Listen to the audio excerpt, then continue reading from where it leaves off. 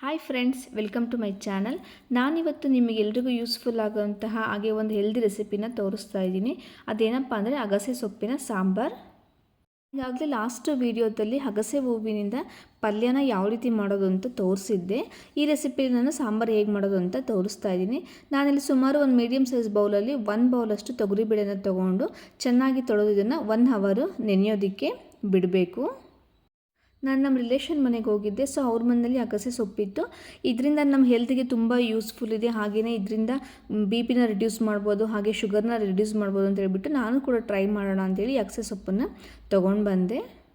ಅಗಸೆ ಎಲೆ ತುಂಬಾ ಫ್ರೆಶ್ ಆಗಿತ್ತು. ಹಾಗೆ ಇದರಲ್ಲಿ ಯಾವುದೇ ರೀತಿ ಹುಳುಗಳಾಗಲಿ ಅಥವಾ ಚಿಕ್ಕದ ಚುಕ್ಕೆಗಳಾಗಲಿ ಏನೂ ಕೂಡ ಇರಲಿಲ್ಲ. ಸೊ ಹಾಗಾಗಿ ನಾನು ಈಸಿಯಾಗಿ ತೆಗಿತಾ ಇದ್ದೀನಿ.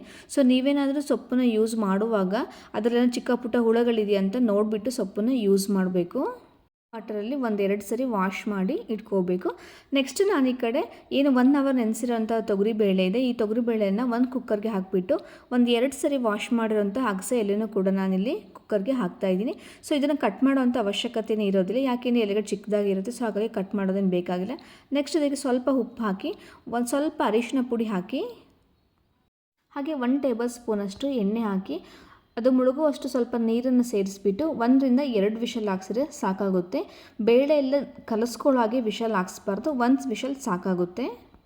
ಇದಾದಮೇಲೆ ನೆಕ್ಸ್ಟು ಒಂದು ಪಾತ್ರೆಯಲ್ಲಿ ಸ್ವಲ್ಪ ಎಣ್ಣೆ ಹಾಕಿಬಿಟ್ಟು 1 ಟೇಬಲ್ ಸ್ಪೂನಷ್ಟು ಸಾಸಿವೆ, ಹಾಗೆ 1 ಟೇಬಲ್ ಸ್ಪೂನಷ್ಟು ಜೀರಿಗೆ ಹಾಕಿ 8-10 ಬೆಳ್ಳುಳ್ಳಿ ಹೆಸರನ್ನು ಸೇರಿಸ್ಬಿಟ್ಟು, ಹಾಗೆ ಬೇಕು ಅಂದರೆ ನಮಗೆ ಒಣಮೆಣಸಿನ್ಕಾಯಿ ಆದರೂ ಹಾಕೋಬೋದು ಅಥವಾ ಹಸಿಮೆಣಸಿನ್ಕಾಯಿನಾದರೂ ಹಾಕೋಬೋದು. ನಾನಿಲ್ಲಿ ಒಣಮೆಣಸಿನ ಯೂಸ್ ಮಾಡಿ ಹೆಚ್ಚಿಟ್ಕೊಂಡಿರೋಂತಹ ಒಂದು ಈರುಳ್ಳಿನ ಹಾಕ್ಬಿಟ್ಟು ಫ್ರೈ ಮಾಡಬೇಕು.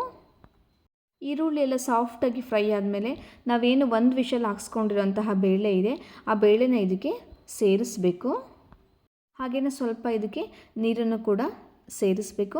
ಬೇಕು ಅಂದರೆ ನಾವು ಟೊಮೊಟೊನೂ ಕೂಡ ಯೂಸ್ ಮಾಡ್ಬೋದು. ನಾನಿಲ್ಲಿ ಹುಣಸೆ ರಸನ ಯೂಸ್ ಮಾಡಿದ್ದೀನಿ. ನಮ್ಮ ರುಚಿಗೆ ತಕ್ಕಷ್ಟು ಎಷ್ಟು ಬೇಕೋ ಅಷ್ಟು ಹುಣಸೆ ರಸನ ಕೂಡ ಸೇರಿಸಬೇಕು. ಹಾಗೆ 1 ಟೇಬಲ್ ಸ್ಪೂನಷ್ಟು ಅಡುಗೆಗೆ ಏನು ನಾವು ರೆಗ್ಯುಲರಾಗಿ ಸಾಂಬಾರು ಪೌಡರನ್ನು ಯೂಸ್ ಮಾಡ್ತೀವಿ, ಆ ಸಾಂಬಾರು ಪೌಡರನ್ನ ಯೂಸ್ ಮಾಡಬೇಕು. ಹಾಗೆ ಇದಕ್ಕೆ ಸ್ವಲ್ಪ ಬೆಲ್ಲನೂ ಕೂಡ ಸೇರಿಸಬೇಕು. ಬೆಲ್ಲ ಯಾಕಪ್ಪ ಅಂತಂದರೆ ಈ ಅಗಸೆ ಸೊಪ್ಪು ಸ್ವಲ್ಪ ಒಗರು ಅಂತ ಅನಿಸುತ್ತೆ. ಸೊ ಮಕ್ಕಳೆಲ್ಲ ತಿನ್ನೋದಿಲ್ಲ, ಹಾಗಾಗಿ ಇದಕ್ಕೆ ಸ್ವಲ್ಪ ಬೆಲ್ಲನೂ ಕೂಡ ಸೇರಿಸಬೇಕು. ಆಲ್ರೆಡಿ ಬೇಳೆ ಮತ್ತು ಸೊಪ್ಪು ಎಲ್ಲ ಬೆಂದಿರೋದ್ರಿಂದ ಈಗ ನಾವು 1-2 ನಿಮಿಷ ಕುದಿಸಿದ್ರೆ ಸಾಕಾಗುತ್ತೆ. ನಾವು ಈ ಅಗಸೆ ಸೊಪ್ಪಿನ ಸಾಂಬಾರನ್ನ ಅನ್ನದ ಜೊತೆ ಅಥವಾ ಮುದ್ದೆ ಜೊತೆ ಊಟ ಮಾಡಿದ್ರೆ ಕಾಂಬಿನೇಷನು ತುಂಬಾ ಚೆನ್ನಾಗಿರುತ್ತೆ. ವಿಡಿಯೋ ಇಷ್ಟ ಆದರೆ ಪ್ಲೀಸ್ ಸಬ್ಸ್ಕ್ರೈಬ್ ಮಾಡಿ ಮರಿಬೇಡಿ.